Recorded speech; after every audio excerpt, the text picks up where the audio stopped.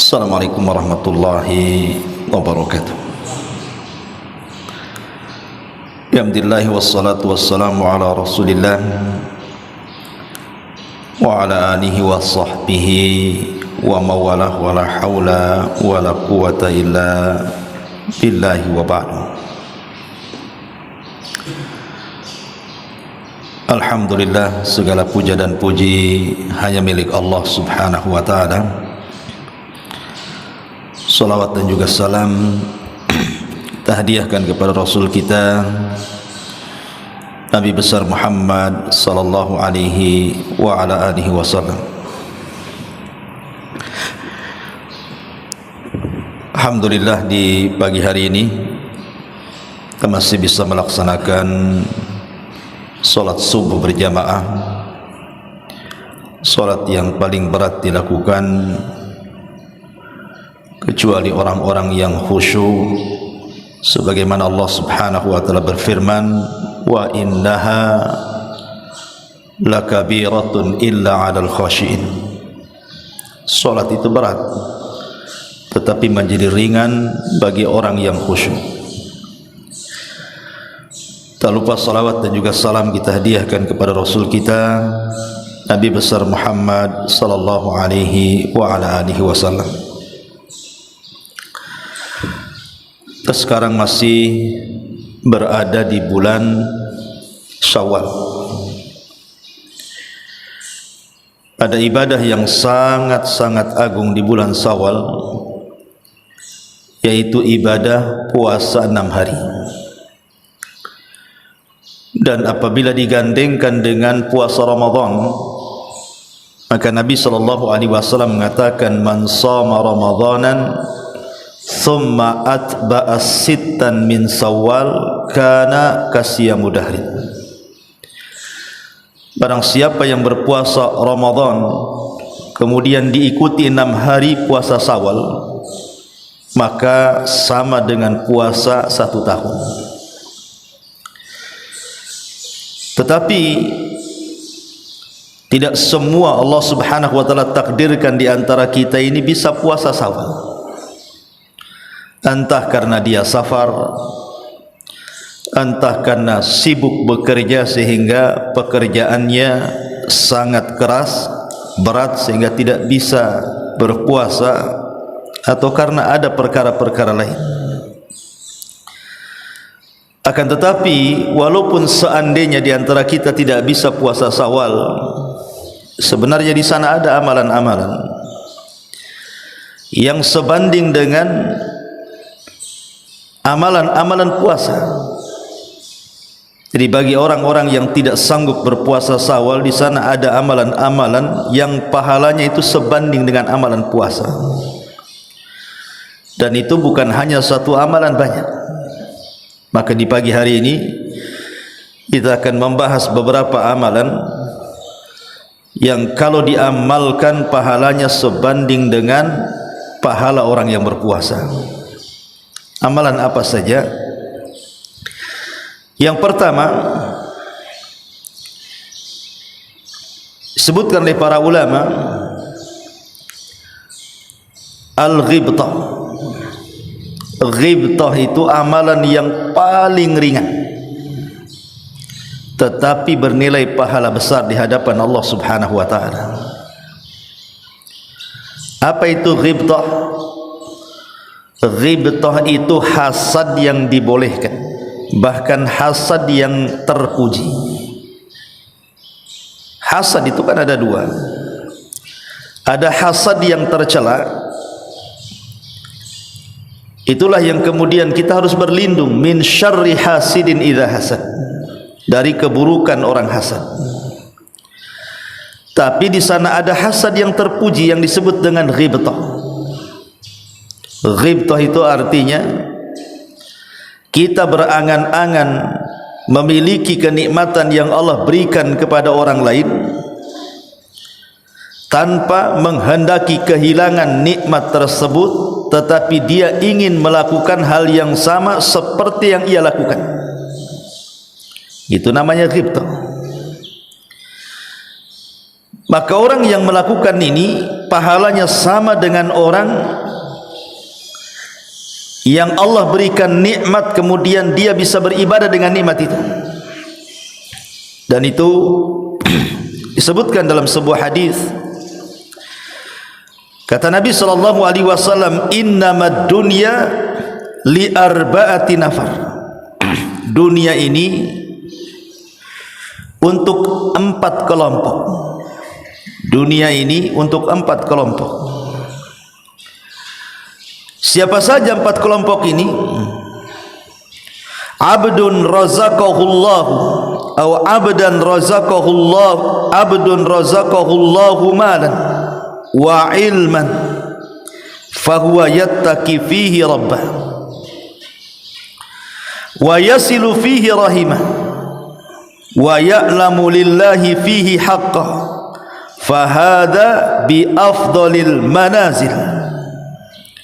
Seorang hamba yang Allah subhanahu wa ta'ala berikan harta yang melimpah serta pengetahuan agama yang mumpuni. Dengan ilmunya dia gunakan harta itu untuk bertakwa kepada Rabbnya. Dia bisa menyambung dengan harta itu rahim-rahimnya, kerabat-kerabatnya, dan dia mengetahui hak-hak Allah subhanahu wa ta'ala seperti zakat, sedekah dan yang semacamnya. Maka hamba ini seafdal-afdalnya tempat di sisi Allah subhanahu wa ta'ala. Ini yang pertama. Yang kedua, abdun razaqahullahu ilman walam yarzukhu malan fahuwa sadiqun niyati yaqulu law anna li malan la amiltu bi amali fulani fahuwa bi niyatihi fa ajruhu masawa'un.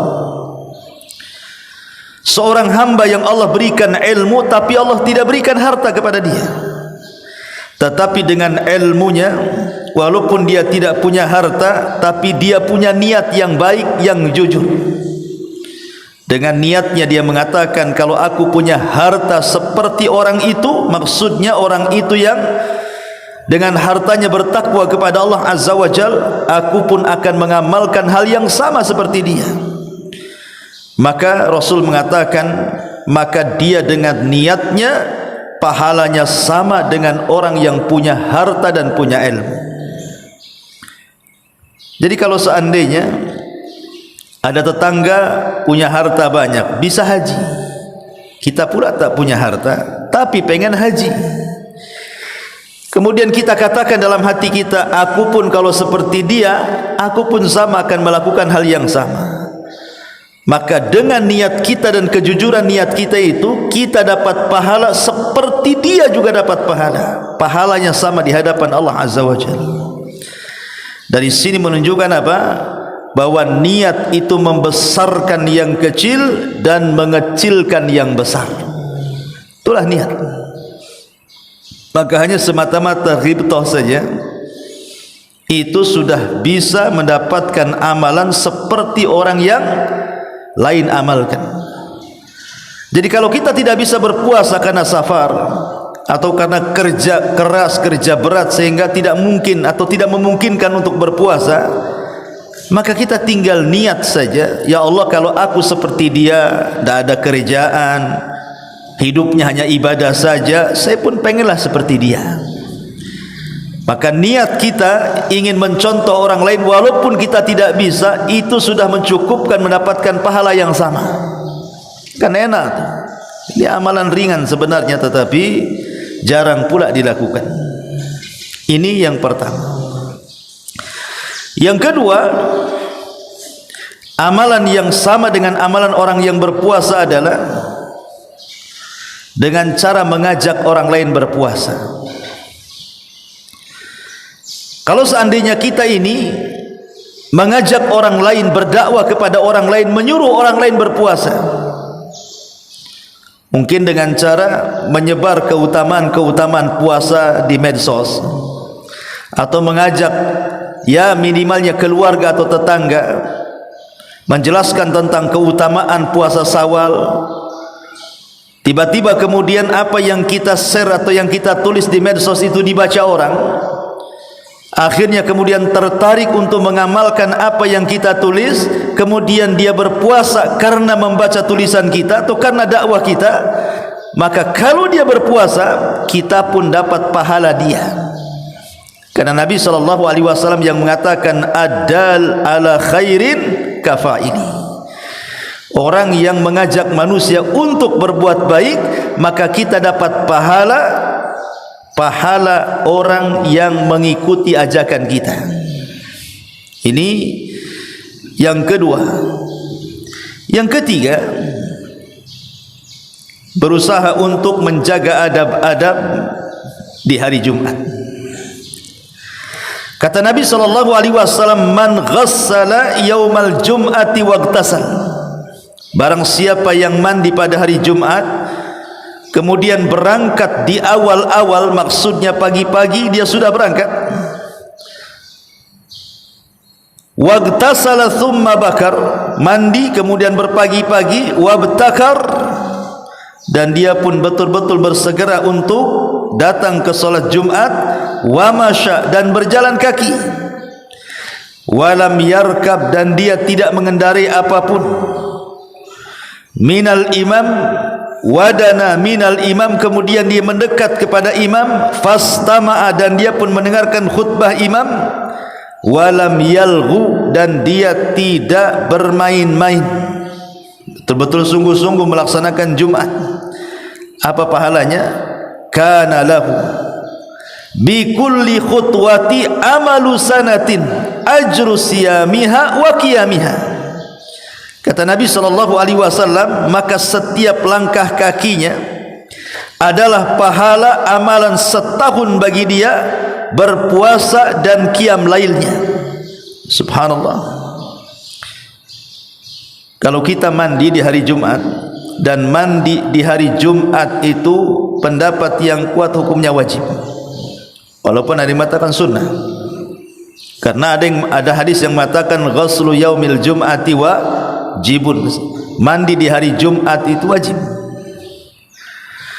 Kemudian setelah itu berwangi-wangi, kemudian bergegas, manusia belum datang ke masjid dia sudah ke masjid, kemudian dia berjalan kaki tanpa mengendarai kendaraan, kemudian sampai di masjid dia mendekat kepada imam dan betul-betul mendengarkan dengan seksama khutbah imam. Maka setiap langkahnya, setiap langkah kaki kita di rumah ke masjid itu, maka akan dapat pahala amalan setahun puasanya dan qiyamul lailnya. Jauh juga Ustaz kalau dari Pertiwi ke jalan kaki ini, habis ini apa enggak keringatan? Ya. Memang begini hadisnya. Kemudian dia berjalan dan tidak menunggang sesuatu. Gimana hadisnya? Memang seperti itu gitu ya. Nah, sekali-kali lah, masa seumur hidup tidak pernah jalan dari perumahan sana ke sini kan. Dekat lah, kecuali dari Tiban Kampung ke sini ya lah kan itu ya. Dari sekitar Tanjung Riau saja dekat lah ke sini. Ini yang ketiga. Kemudian yang keempat, amalan yang sebanding dengan amalan puasa adalah as-sa'i alal armalati wal miskin, menyantuni janda-janda fakir dan fakir miskin. Nabi SAW bersabda dalam sebuah hadis yang dikeluarkan Bukhari dan Muslim, kata Nabi SAW, as-sa'i alal armalati wal miskini kal mujahidi fi sabilillah au kalladhi yasumun nahara wa yaqumul laila. Orang-orang yang membantu ataupun menyantuni para janda-janda miskin ataupun orang-orang miskin, maka sebanding dengan orang yang jihad di jalan Allah, atau sebanding dengan orang yang mengerjakan puasa di siang hari dan mengerjakan salat malam di malam hari. Maka ini juga pahala yang sebanding dengan puasa. Kalau kita tidak bisa puasa Syawal, cari janda, beli nasi padang gitu ya, santuni mereka. Tapi jangan ada udang di balik batu ya. Jadi betul-betul kita niat menyantuni karena kefakirannya. Karena namanya janda itu, mereka tidak bisa bekerja, sebagian mereka tidak punya skill, karena ada wanita-wanita itu semasa hidup suaminya betul-betul menggantungkan hidup kepada suaminya. Apabila suaminya meninggal, ada di antara mereka itu yang tidak bisa apa-apa, tidak bisa bekerja ya. Tapi kalau bisa janda-janda yang sudah 60, 70 tahun ya, jangan pula janda 20 tahun bahaya ya. Ma'asyiral muslimin yang dimuliakan Allah Azza wa Jalla. Jadi orang-orang yang menyantuni janda-janda fakir ataupun orang-orang miskin, subhanallah, pahalanya sama dengan berjihad. Yang kedua, pahalanya sama dengan puasa. Yang ketiga, pahalanya sama dengan orang yang qiyamul lail. 3 keutamaan, subhanallah. Ini yang keempat. Kemudian yang kelima, berusaha untuk memperbenahi akhlak, memperbaiki akhlak kita. Karena ada surga itu tidak bisa diraih kecuali dengan akhlak. Bahkan akhlak itu nilainya jauh lebih tinggi dibandingkan ibadah sunnah.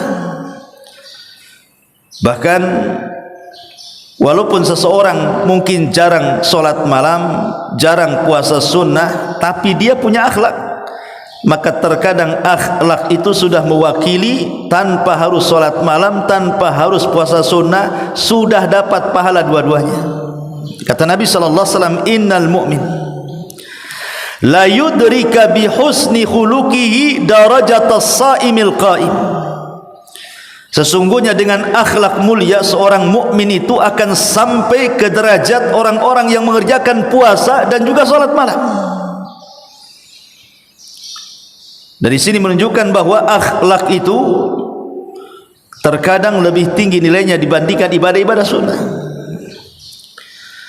Ma'asyiral muslimin yang dimuliakan Allah Subhanahu wa taala. Adapun akhlak sendiri, satu hari Abu Hurairah radhiyallahu an pernah dinasihati Nabi sallallahu alaihi wasallam atau diberikan wasiat. Dan Rasul mengatakan, ya Abu Hurairah, alaika bi husnil khuluq. Hei Abu Hurairah, wajib atas engkau memperbaiki akhlak. Maka Abu Hurairah radhiyallahu an bertanya, apa yang dimaksud akhlak yang kau wasiatkan kepadaku ini Rasul? Maka Nabi SAW mengatakan, tasil man qata'aka wa ta'fu amman dhalamaka wa tu'ti amman kharamaka. Sambunglah kepada orang-orang yang berusaha memutus silaturahim kepadamu, maafkan kepada siapapun yang hendak menzalimimu, dan berikan sesuatu kepada orang yang justru dia mengharamkan pemberiannya kepadamu. Berarti 3 di sini akhlak yang diajarkan Rasul kepada Abu Hurairah. Pertama, menyambung silaturahim walaupun dia memutus silaturahim kepada kita. Karena Rasul mengatakan, al-wasil laisal wasil bil mukafi.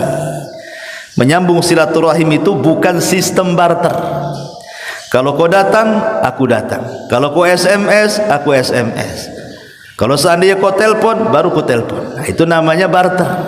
Kalau kau datang bawa rantang, aku juga sama. Kau datang bawa makanan, aku juga sama. Kalau tak bawa makanan, aku pun tak bawa makan. Itu namanya sistem barter namanya. Jadi silaturahim itu bukan sistem barter. Justru orang yang silaturahim itu, kalau ada saudara kita memutuskan silaturahim dengan kita, kita yang berusaha menyambungnya, gitu maksudnya.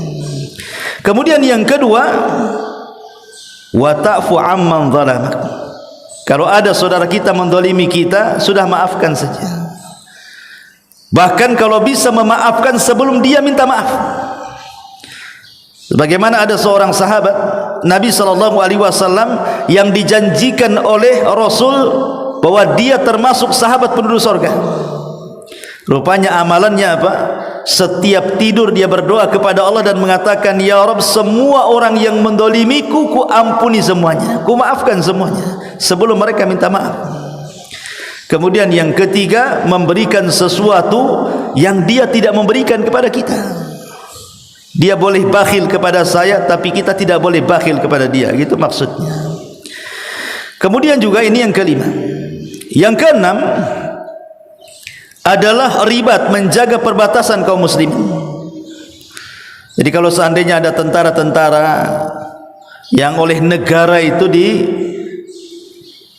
ditugaskan ke perbatasan-perbatasan, dia menjaga negara kita NKRI dari negara musuh umpamanya kan, maka kalau dia betul-betul menjaga perbatasan kaum muslimin supaya tidak dicaplok, kemudian tidak dijajah dan begitu seterusnya, maka Nabi SAW mengatakan, man rabata yawman wa laylatan fi sabilillah kana lahu ka ajri siyami syahrin wa qiyamihi wa man mata murabitan ujriya lahu mithlu dhalika minal ajri wa ujriya alaihi rizqu wa amina minal fattani.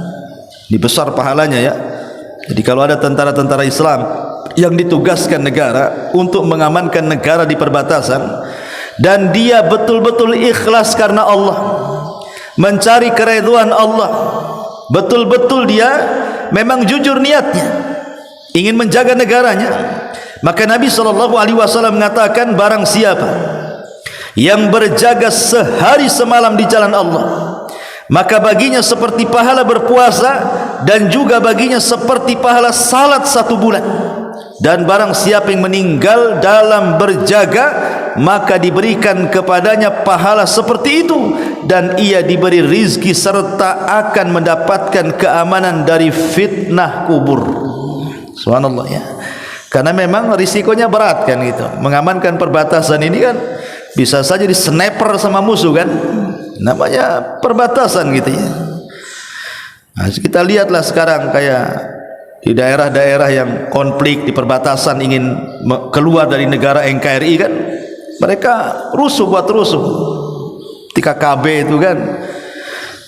Ma'asyiral muslimin yang dimuliakan Allah Azza wa Jalla, ini yang keenam. Yang ketujuh, di antara perkara-perkara yang sebanding dengan pahala puasa adalah menjaga hak-hak bertetangga. Al-Imam Ahmad dan juga Bazzar dan juga Imam Ibn Hibban dalam sahihnya serta Hakim dalam Mustadraknya meriwayatkan sebuah hadis yang sampai kepada Abu Hurairah radhiyallahu anhu. Ada seorang laki-laki datang kepada Nabi SAW dan mengatakan, ya Rasulullah, inna fulanatan yudhkar min kasrati salatiha wa sadaqatiha wa siyamiha ghaira annaha tu'dhi jiranaha bilisaniha. Rasul, ada seorang wanita yang dikenal banyak salatnya, banyak sedekahnya, banyak puasanya. Masalahnya wanita ini banyak menyakiti dengan lisannya tetangganya. Di satu sisi ahli salat, ahli sedekah, ahli puasa, tapi sisi lain ahli pula menyakiti tetangga. Maka Nabi SAW mengatakan, hiya finnar, wanita itu tidak ada kebaikan, wanita itu pasti masuk neraka. Qala, kemudian dikatakan juga, ya Rasulullah, inna fulanatan yudhkar min qillati siyamiha wa salatiha wa annaha tatasaddaq bil athwari minal aqad wa la tu'di jiraniha. Tetapi di sana wahai Rasul, ada wanita salat malamnya biasa saja, kadang salat kadang tidak, puasa sunnahnya juga sama, kadang puasa kadang tidak, sedekahnya juga ya namanya orang susah ya sekedarnya, tetapi lisannya tidak menyakiti tetangganya. Maka Rasul mengatakan, hiya fil jannah, wanita itu layak masuk surga. Hadis ini dikeluarkan oleh Abu Bakar Ibn Abi Syaibah dengan sanad yang sahih. Dari sini kita tahu bahwa di sini ada dua perbandingan nih. Satu wanita ahli solat malam, ahli puasa, ahli sedekah. Yang satunya tidak ahli solat malam, tidak ahli puasa, tidak ahli sedekah. Tapi yang ahli solat malam, yang ahli puasa, yang ahli sedekah dimasukkan pula ke neraka. Yang satunya pula yang tidak ahli puasa, tidak ahli solat malam, tidak ahli sedekah dimasukkan pula ke surga. Apa dosanya? Dosanya cuma satu, karena menyakiti tetangganya dengan lisannya. Akhirnya pahala solat malamnya gugur, puasa sunnahnya gugur, sedekahnya gugur gara-gara dosa lisan. Wanita ini masuk neraka bukan membunuh, bukan minum khamar, bukan berzina, tidak. Dia masuk neraka gara-gara dosa lisan yang mengakibatkan amalan-amalan sunnahnya gugur. Tapi yang satu ini nggak ngapa-ngapain, dia cuma jaga lisan saja. Dia tidak menyakiti tetangganya. Dia pun sholat tidak, puasa tidak, sedekah tidak. Tetapi dia bisa masuk surga, mengimbangi orang-orang yang banyak amalan sunnahnya, tapi masuk neraka. Dari sini kita tahu bahwa menjaga lisan, menjaga hak-hak bertetangga dengan lisan itu bisa membandingi orang yang melakukan amalan sunnah seperti sholat, puasa dan sedekah. Maka ini yang ketujuh, berusaha menjaga hak-hak bertetangga. Kemudian yang nomor 8 disebutkan oleh para ulama, taftirus shaim, memberi bukaan pada orang yang puasa. Gak usah jauh-jauh lah, kalau puasa Syawal ini kalau ngasih iftar ke masjid biasanya nggak ada orang datang kan. Ramadan aja orang datang ke masjid tuh. Kalau Syawal kan susah tuh nyari orang iftar. Keluarga kita saja lah. Mungkin ibu kita, bapak kita, atau istri kita, atau kerabat kita yang sedang berpuasa. Kemudian siang itu kita sudah niat, saya nggak puasa nggak enak lah, biar saya dapat pahala puasa-puasa keluarga saya. Jadi saya sudah niat, saya akan cari bukaan yang enak untuk mereka. Nah, gitu ya. Kemudian kita keliling tuh siang-siang tuh, semua dibeli, macam-macam dibeli. Nah, kemudian kita hadiahkan supaya mereka berbuka. Kita dapat pahala mereka. Kata Nabi SAW dalam hadis Zaid ibn Khalid al-Juhani, man fattara sa'iman kana lahu misla ajrihi ghaira annahu la yanqus min ajri saimi syai'un. Barang siapa yang membuat orang yang berpuasa itu membatalkan puasanya dengan iftar yang kita berikan kepada mereka, maka dia dapat pahala orang yang berpuasa tersebut tanpa mengurangi pahala dia sedikit pun. Ini yang nomor 8. Kemudian juga yang terakhir, yang nomor 9. Ma'asyiral muslimin yang dimuliakan Allah Subhanahu wa taala, adalah orang-orang yang ketika dia sehat dia suka puasa, ketika dia sehat dia suka sholat malam, dia suka sedekah. Pokoknya ketika sehat itu dia selalu melakukan itu. Tiba-tiba Allah takdirkan dia sakit. Akhirnya dengan sakit itulah akhirnya dia tidak bisa sholat malam lagi, tidak bisa puasa sunnah lagi, tidak bisa sedekah lagi.